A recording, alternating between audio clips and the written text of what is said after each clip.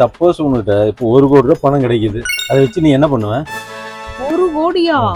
நான் என்னங்க பண்ண போறேன்? அவ்வளவு பணத்தை வச்சு உங்ககிட்ட கொடுத்துருவேங்க. சரி ரைட்டு. அப்ப 10 லட்சம் கிடைச்சதுன்னா?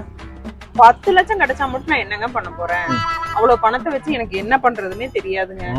உங்ககிட்ட தாங்க கொடுப்பேன். அப்படியா? சரி ரைட்டு. அப்போ 1 லட்சம் உனக்கு கிடைக்குது, அதை என்ன பண்ணுவேன்?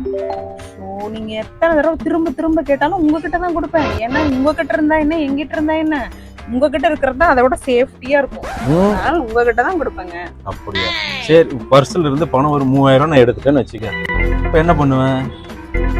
என் பர்ஸ்ல இருந்து 3000 ரூபாய் எடுத்தீங்களா? எங்க என் பர்ஸ்ல இருந்த பணத்தை காணோம்? யார கேட்டு நீங்க எடுத்தீங்க என் பர்ஸ்ல இருந்து பணத்தை? இப்பதான் சொன்னா உங்க பணம் எல்லாம் ஒரே பணம் தான் அப்படின்னு சொன்னா. அது வேற இது வேற.